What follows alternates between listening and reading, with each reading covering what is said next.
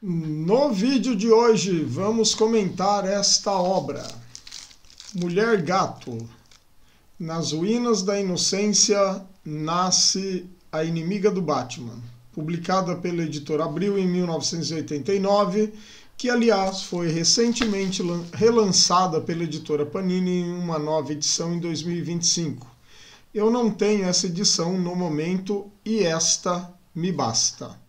Será que essa origem captura a essência da mulher gato ou ela fica presa a estereótipos da época? Bem-vindo, bem-vinda ao canal Quadros e Balões, um canal que tem por objetivos a discussão de valores culturais, artísticos, literários, pedagógicos, de entretenimento, das histórias em quadrinhos.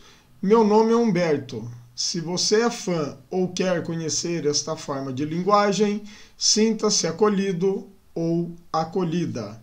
E já deixe aí o seu like e se inscreva. Voltamos a seguir a nossa vinheta.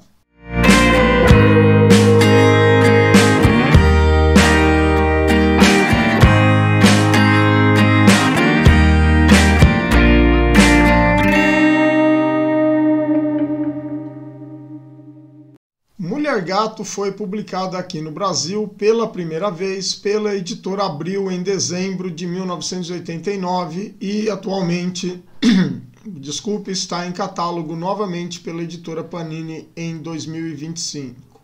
Tem roteiro de Mindy Newell, desenhos de J.J. Burt e arte final de Michael Barr.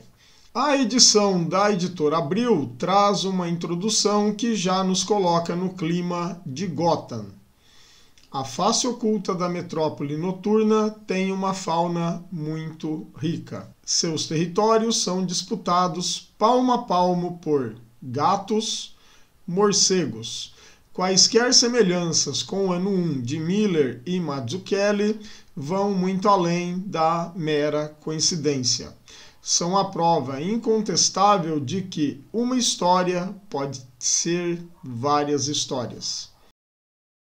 Esta história está dividida em 4 partes. Vamos a elas. Parte 1. Subtítulo: Metamorfose. E tem a seguinte abertura. Uma vez que os santos podem desfrutar a própria beatitude e a graça de Deus em abundância, a eles é permitido ver a punição dos condenados no inferno. São Tomás de Aquino. A história em quadrinhos começa com uma mulher desacordada e aparentemente espancada com roupas rasgadas e encontrada por uma freira em uma viela ao lado do seu convento. A polícia é chamada. As freiras dizem que não ouviram nada quando perguntadas pelos policiais. No hospital, descobrimos o nome da mulher, Selina Kyle, que está sendo interrogada pelo policial Flannery, que quer entender o que ocorreu. Ele sabe que ela é prostituta e tenta convencê-la a denunciar quem fez isso com ela. Ela nada diz. Ele então lhe entrega um cartão de alguém que pode ajudá-la. Ela pergunta a Flannery por que ele se importa. Ao retornar ao seu apartamento após sair do hospital, Selina encontra seu gigolô, Stan, que lhe pede desculpas pela surra e já tem um programa agendado para ela. Selina procura a pessoa indicada por Flannery, que é Ted Grant, o Pantera. Ele vai ensiná-la como lutar para se proteger. Nisso, os caminhos de Selina vão se cruzar com o de Bruce Wayne, que ao voltar para Gotham quer entender como a cidade e a sua rede de corrupção funcionam. A primeira vez com ele disfarçado, entrando na zona de meretrício da cidade, e depois como Batman, quando está sendo perseguido pela polícia de Gotham, e provoca uma revoada de morcegos na cidade. Selina, ao ver o Batman, decide usar a roupa de gato que Stan lhe deu e vai atrás dele para se vingar pela surra. Vamos à parte 2. A parte 2 tem o subtítulo Babilônia e tem a seguinte abertura: Somos de um único sangue, você e eu. Livro da Selva, de Rudyard Kipling. Estamos novamente na frente do convento do primeiro número. Celina espanca Stan e, ao ouvir o barulho de latas rolando, uma jovem freira vê Celina, que foge dali. O detetive Flannery é chamado. Descobrimos que a jovem freira é irmã de Celina e chama-se Magdalene. Ela vai tentar achá-la e, munida de uma foto de Celina, vai até a zona de meretrício de Gotham. Holly, uma moça protegida de Celina e que tinha sido abordada por Magdalene, volta ao apartamento de Celina dizendo que estava sendo procurada. Celina está de saída, vestida com um novo traje de mulher-gato. Flannery encontra Magdalene e dá-lhe um sermão por estar fazendo um papel que não é o dela, em um lugar muito perigoso. Stan, ao ouvir a conversa, fica em alerta. Ao voltar para o convento, Magdalene, que está alimentando os gatos que ali ficam, recebe a visita de Celina em seu traje de mulher-gato. As duas discutem e Stan, que está escondido nas sombras, ouve tudo. Quando Celina sai, ele se aproxima da freira. Celina recebe a visita de Flannery e da irmã Mary Elizabeth e lhe perguntam sobre a irmã Magdalene, que está desaparecida. Ela lhes diz que não sabe onde está sua irmã. Celina então descobre que Stan a raptou. Parte 3, subtítulo Batismo, e tem a seguinte abertura: Uma pessoa perfeitamente normal é raro em nossa civilização. Karen Horney. Celina começa a procurar a sua irmã. Consegue um endereço com uma acompanhante de vereador influente de Gotham. Batman também investiga e está atrás de Stan. Stan entra em contato com Celina dizendo que está com sua irmã e ameaças são trocadas entre os dois. Flannery escuta tudo após grampear o telefone de Celina. Quando se prepara para sair do prédio, Flannery aborda Celina e a leva para a delegacia. Tenta, de todo modo, fazer com que Celina lhe diga onde Stan se encontra. Ela desconversa. Sem nada a fazer, Flannery a solta. Ela será seguida por policiais à paisana. Celina percebe que está sendo vigiada e despista os policiais. Stan está tentando fazer com que a irmã Magdalene coma algo e discute com ela e perde a paciência. E a leva para a parte de cima do que parece ser um teatro abandonado. A intenção é matá-la. Celina aparece. Os dois começam uma briga corporal. Irmã Magdalene fica pendurada em uma passarela, implorando para não morrer. Stan e Celina ficam cara a cara. Stan saca seu punhal e Celina, fazendo uso de seu chicote, arranca o punhal da mão de Stan e lhe arranha o rosto. Ela tenta salvar a irmã, mas Stan pisa nos dedos de Magdalene, que cai. Celina empurra Stan e Batman aparece, salvando a irmã. Celina observa o corpo de Stan caído sem vida e vai embora, deixando o Batman e sua irmã sozinhos naquele lugar. Parte 4 tem como subtítulo Consagração e a seguinte abertura: Quando as estrelas baixaram suas lanças e inundaram os céus com lágrimas, ele se contentou ao ver sua obra. Ele que criou o Cordeiro é também o teu Criador? O Tigre, de William Blake. O corpo de Stan é levado para o necrotério. Flannery conversa com o capitão Strank, da polícia de Gotham, sobre o suposto homicídio de Stan. Batman conversa com a irmã Magdalene sobre Selina. Ele a leva até a polícia e Selina, do alto de um prédio, tudo observa. As duas irmãs se encontram na igreja, conversando sobre o que ocorreu e o peso da vestimenta da mulher-gato. Holly interrompe a discussão das duas irmãs. Está com o rosto com hematomas e cortes. Selina quer saber quem fez isso. Procura Flannery e diz que o capitão Strank agrediu Holly. Ele fica incrédulo com isso, dizendo que o capitão é honesto. Selina vai até o convento e entra no quarto em que Holly está se recuperando, vestindo seu traje de mulher-gato. A irmã Magdalene entra. Trocam algumas palavras antes da mulher-gato sair. Pouco depois, o Batman encontra com a irmã no convento e ela lhe diz que o capitão Strank atacou Holly. Selina vai ao endereço do capitão, que está colocando o lixo para fora, e o ataca. Batman intervém na briga dos dois, dizendo que ele é doente. Selina não se importa. Batman lhe diz que se ela matar Strank, ninguém a defenderá por matar um policial. Os dois vão para o alto do prédio. Selina banca a sedutora e faz Batman beijá-la.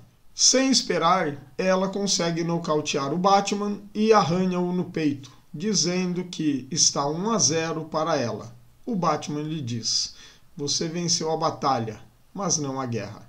Selina observa a missão virgem imaculada de um prédio vizinho. Vemos Holly ali. Terminamos a história. Vamos para a análise do quadrinho. A personagem Mulher-Gato foi criada em 1940 por Bob Kane e Bill Finger na revista do Batman número 1. A personagem foi parcialmente inspirada na prima de Bill Finger e em figuras femininas misteriosas de filmes e literatura, como a anti-heroína burguesa do romance The Cat and the Canary, aparecendo em quadrinhos, séries de animações, de TV, filmes como Batman Returns, The Dark Knight Rises e The Batman. Essas interpretações foram respectivamente feitas por Michelle Pfeiffer, Anne Hathaway e Chloe Zoe Moretz. Há ainda um filme que ninguém quer lembrar, Catwoman, com Halle Berry. E aqui em nossa análise temos uma nova origem para ela de 1989. Pode-se dizer que este quadrinho é o ano 1 da personagem sem ter essa designação inicial, e foi feito porque durante a apresentação da origem de Batman, ano 1, há claras inserções de Selina Kyle durante a minissérie de origem do personagem. O roteiro de Mindy Newell é bastante linear e prático, sem inventar a roda ou se equiparar ou sobressair em relação ao texto de ano 1 de Frank Miller.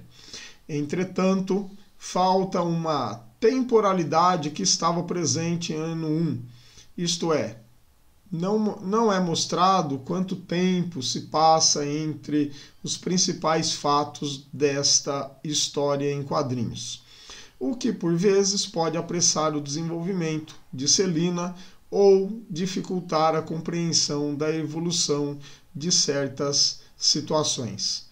Em muitos sentidos, você só consegue se conectar com a personagem se tiver feito a leitura de Batman ano 1 anteriormente.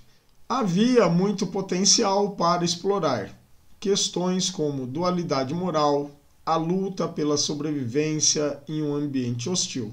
E quando digo isto, não quero dizer apenas momentos em que a personagem poderia morrer ou estar em perigo extremo. Seria interessante ver Selina questionando mais seus métodos como quando ela espanca Stan e pensamos, isso é justiça ou vingança? Essa ambiguidade é a marca registrada da personagem, e vê-la debatendo-se com essas questões internamente desde o início teria adicionado camadas valiosas. Por exemplo, quando ela espanca Stan, a HQ poderia nos fazer sentir mais intensamente o peso dessa escolha. É justiça ou mergulho na vingança que a aproxima daquilo que ela mesma sofreu? Não há essa ameaça. E quando há, não existe aquele friozinho na barriga ao ver que está em perigo. Você sabe que ela sairá ilesa. O único momento em que há esse risco é logo no início da HQ, com a personagem caída ao lado da escadaria do convento e entre as latas de lixo da missão das freiras. A personagem sempre primou por estar se deslocando em uma corda bamba em que há o certo de um lado e o outro o errado. E qualquer movimento em falso pode fazer com que haja uma queda. É isso que faz dela uma anti-heroína. Nesta história, deixa de ser vítima muito rapidamente para tornar-se a protagonista. Essa transição é um ato de afirmação de sua liberdade e responsabilidade. Ela escolhe não ser mais definida pela sua vitimização. É, entretanto, uma protagonista que tem falta de algo profundo construído em seu ser no início, como um imenso vazio existencial que ela preenche ao criar a persona mulher-gato, forjada em suas próprias experiências e decisões, e não imposta por algo de fora. Nesta história em quadrinhos, a aparição do Batman parece mais uma inspiração para ela adotar uma persona e buscar a sua vingança contra Stan, o gigolô que a espancava, levando a uma questão dentro do mundo nerd do Homem-Morcego de que é o Batman que produz a sua galeria de vilões. Isto é, eles só existem porque o Batman existe. Fica aí um tanto difícil se conectar a ela a princípio. Poderia ter sido talvez mostrado o quanto essa dualidade afeta a sua própria moralidade em uma cidade que, como foi mostrado em ano 1, exala corrupção por todos os lados. E como essa corrupção está profundamente afetando as pessoas. Não se tem essa atmosfera como foi criada em ano 1. Pode parecer que eu queira uma cópia de ano 1 em Mulher Gato. Longe disso. Eu queria algo diferente como foi ano 1. Não uma sopa requentada. Mindy Newell até tenta, mas não consegue fazer isso a contento. Se você está gostando desta análise, não esqueça de curtir o vídeo e se inscrever no canal para mais conteúdos como esse. Sua interação ajuda muito a manter o Quadros e Balões vivos. Vamos voltar aí à nossa análise. Como a DC estava produzindo quadrinhos de super-heróis com ar mais adulto naquela época, aqui ela poderia ter inovado. E para isso haveria necessidade do papel de um editor ou de uma editora mais firme sobre a roteirista para ampliar uma discussão sobre a marginalização das mulheres em situações de vulnerabilidade e não ter ficado apenas num subtexto na história em quadrinhos. O que quero dizer é que poderia ser mais explícito sobre isso. Há momentos em que parece que vai ser mostrado ou desenvolvido esse tema, mas vira um clichêzão e estereotipia da mulher frágil que vai deixar de lado essa fragilidade para tornar-se uma mulher forte. Soa um tanto quanto falso e forçado no final das contas. Já vimos isso muitas vezes. O que pode também estragar essa imersão do leitor na história, nos personagens e nas situações mostradas é a representação dos acontecimentos, a meu ver, pela arte de J.J. Burt. Ele não era um novato na indústria. Tinha trabalhado para a Charlton na década de 70 em títulos da DC e da Marvel nos anos 80 e 90. O desenhista, apesar de não ter desenhos tão ruins e não comprometer tanto, é limitado em sua representação de expressões que afastam o leitor, tornando duras essas expressões ou a falta delas e suas caracterizações. E para não dizer que estou detratando o artista, ele até consegue emular algumas passagens de Batman ano 1 bem, além de fazer referências em suas capas à arte de David Mazzucchelli em Batman ano 1. Falando em capa, a primeira capa de ano 1 nos remete ao W. de Wayne, formado pelo corpo de Martha, mãe de Bruce Wayne, e o pai dele, Thomas, e o menino Bruce ao centro, ajoelhado entre os corpos dos dois no beco do crime. A primeira capa de Mulher Gato, pela pose da personagem deitada, congelada, é o S de Selina. Outro aspecto do quadrinho que não me agradou foi a escolha de paleta de cores na época, que foram elaboradas por Adrienne Roy, que soa como uma tentativa de acrescentar uma camada mais profunda para contar a história, com o uso de amarelos que simbolizam perigo, atenção, por exemplo, e outras cores que chegam a ser berrantes, bem ao estilo do final dos anos 80 e início dos anos 90, que muitas vezes também são usadas para destacar personagens em primeiro ou segundo planos. Cansam um pouco o olhar do leitor e agregam um pouco à trama. Pelo menos aconteceu comigo. Para quem leu isso em um capítulo lançado por mês, não teve grandes prejuízos. Agora, lendo a história completa em um encadernado, seja o clássico da Abril ou o novo da Panini, esse estilo de coloração pode, de fato, cansar um pouco a visão em uma leitura contínua. Em cada capítulo, há uma citação de abertura, o que tenta elevar a importância do que vai ser lido após. A primeira tem um cunho religioso, de São Tomás de Aquino, a segunda retirada do Livro da Selva de Rudyard Kipling, a terceira de Karen Horney, uma psicanalista fora da caixinha que rompeu com vários paradigmas americanos, e a quarta de William Blake, seu poema O Tigre. Cada um, a seu modo, provoca interpretações e discussões por elas mesmas, e cabe ao leitor conectá-las ao que está sendo contado em seu referido capítulo. O capítulo 1 tem a frase: uma vez que os santos podem desfrutar a própria beatitude e a graça de Deus em abundância, a eles é permitido ver punição dos condenados no inferno. A citação nos faz refletir sobre uma justiça divina e a ideia de uma observação distante do sofrimento alheio pelos puros ou salvos. No início, Selina é a condenada, sofrendo a punição, enquanto as freiras e talvez a sociedade observam com uma neutralidade questionável. Não ouviram nada. Nesse contexto, quem são os santos e os condenados na Gotham desta HQ? A polícia, o sistema, os próprios criminosos?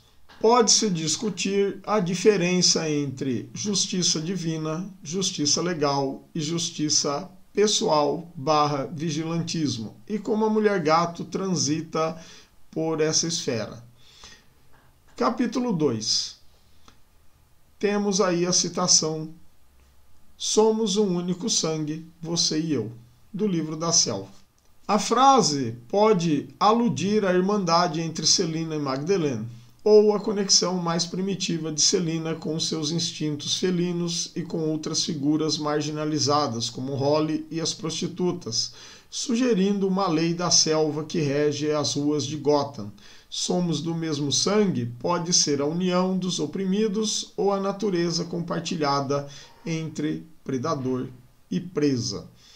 No capítulo 3, temos a seguinte citação: uma pessoa perfeitamente normal é raro em nossa civilização, de Karen Horney, que foi uma psicanalista neo-freudiana que enfatizou o papel das influências culturais e sociais na formação da personalidade e das neuroses.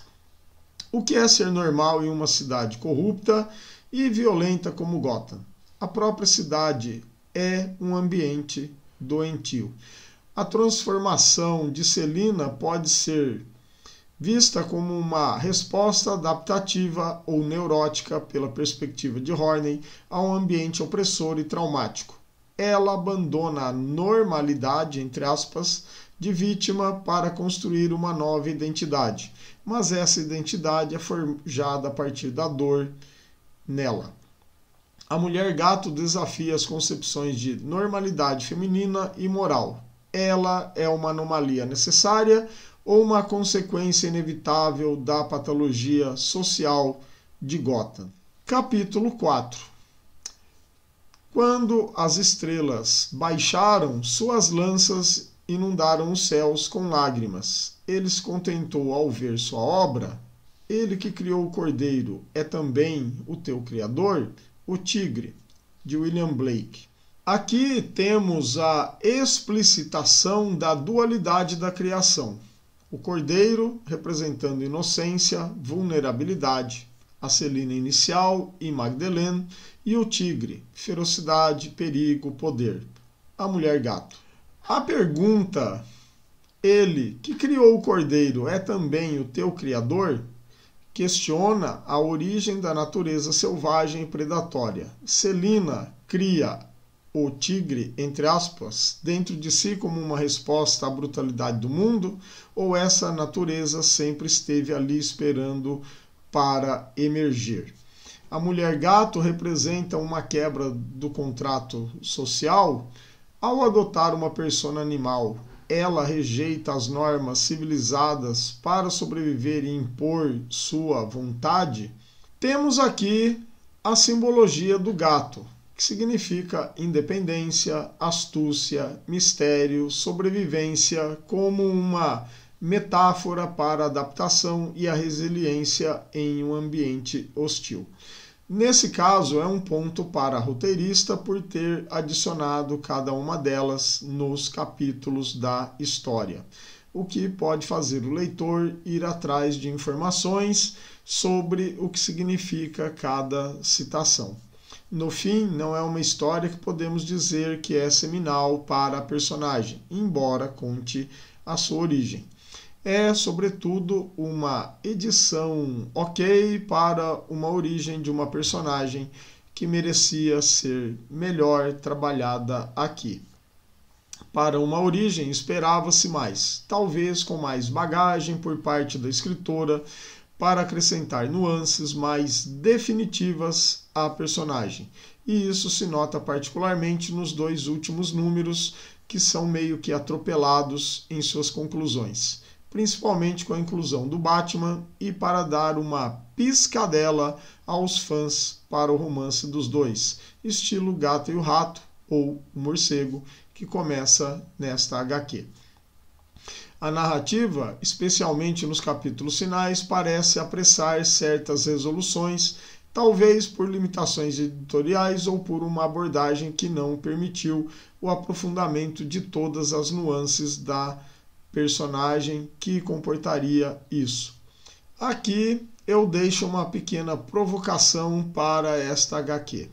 A linearidade, embora prática, realmente capturou toda a profundidade e complexidade possível para uma origem da mulher gato, ou ficou devendo na exploração de sua complexidade inerente? Comente aí embaixo. Precisamos de comentários. Às vezes, o quadrinho tenta explorar uma sensualização da personagem, como Femme Fatale, mas o resultado fica meio que forçado e falha também em trazer esse apelo sexual que Selina tem, principalmente em relação ao Batman, que foi mais desenvolvido ao longo da trajetória da personagem em fases posteriores a esta história em quadrinhos. Como isso não foi utilizado na época, podemos abrir essa questão nos dias de hoje com a leitura da história que tem esse tema nas suas entrelinhas. Em um ambiente onde as instituições falham e a moralidade é fluida, quais são os limites éticos para a sobrevivência? Celina opera em uma zona cinzenta. Suas ações são motivadas por vingança, autopreservação e, eventualmente, uma forma de proteção distorcida. Isso a coloca firmemente no campo do anti-heroísmo. A HQ levanta de leve uma questão.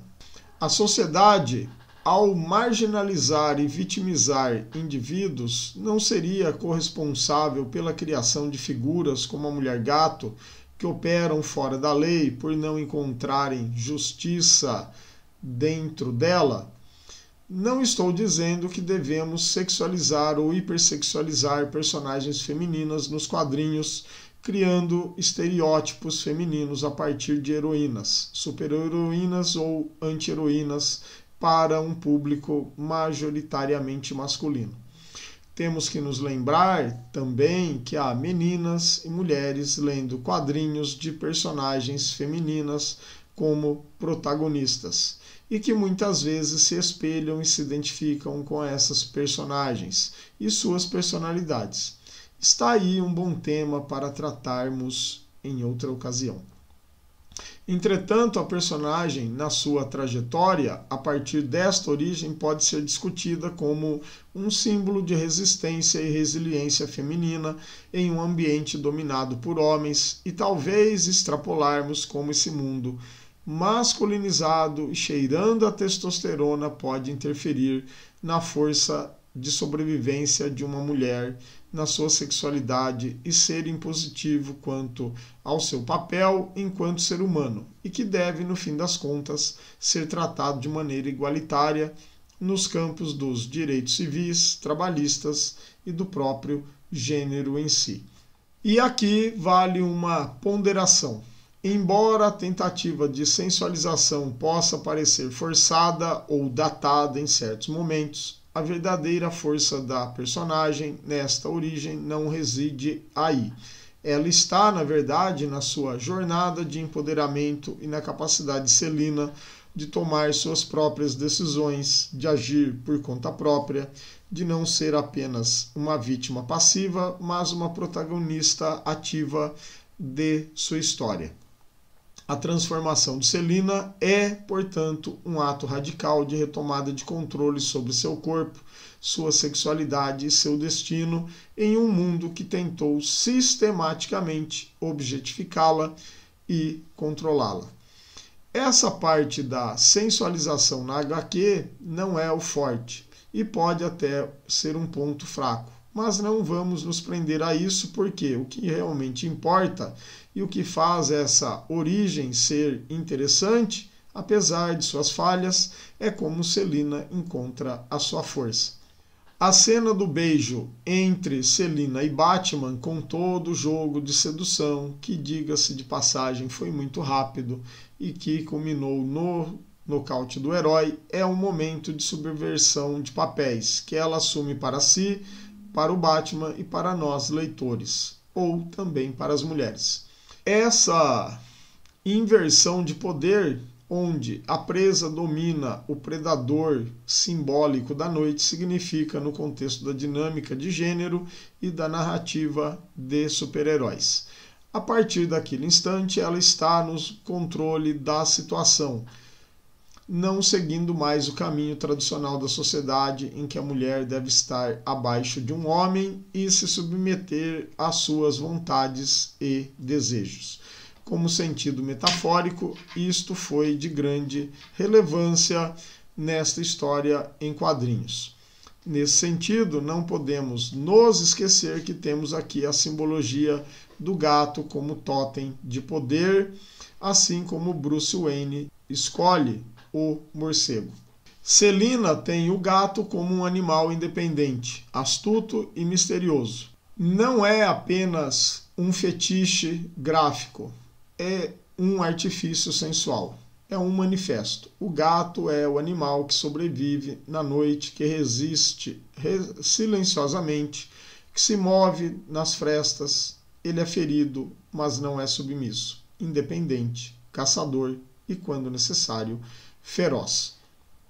Celina se reinventa não como vítima, mas como presença ativa no mundo. Seu uniforme não é só fantasia, é armadura, escudo, pele nova, um símbolo de autonomia em uma cidade em que as mulheres são descartáveis. Ela, ao fim e ao cabo, torna-se o gato, dona de seu destino, com seus acertos e seus erros e sem esquecer do seu passado. É um grito de identidade, não é um capricho. Devemos deixar claro que a jornada de Celina é de uma anti-heroína perante o mundo que a cerca.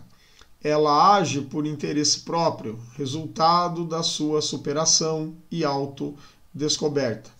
Transforma sua dor em força, mas também enfrenta o risco de se tornar aquilo que ela combate dentro de si. Mulher Gato, nas ruínas da inocência, pode não ser uma obra seminal, mas sua exploração da dualidade moral e da resistência feminina continua ressoando em um mundo onde muitas Celinas ainda lutam por sua autonomia, tentam a todo custo se desvencilhar dos grilhões impostos por uma sociedade patriarcal marcada por valores machistas, religiosos e culturais ultrapassados para este século. E agora, meu caro espectador, qual significado você tirou desta história? É uma história que tem potencial para gerar excelentes discussões. Então vamos discutir nos comentários de maneira respeitosa, pois o tema pode gerar um certo barulho para temas sensíveis. Esta foi a minha opinião. Não deixe de ler a obra para formar a sua própria. Para finalizar, não esqueça de curtir, compartilhar e se inscrever no nosso canal, que também é seu canal sobre quadrinhos. Nos vemos no próximo vídeo.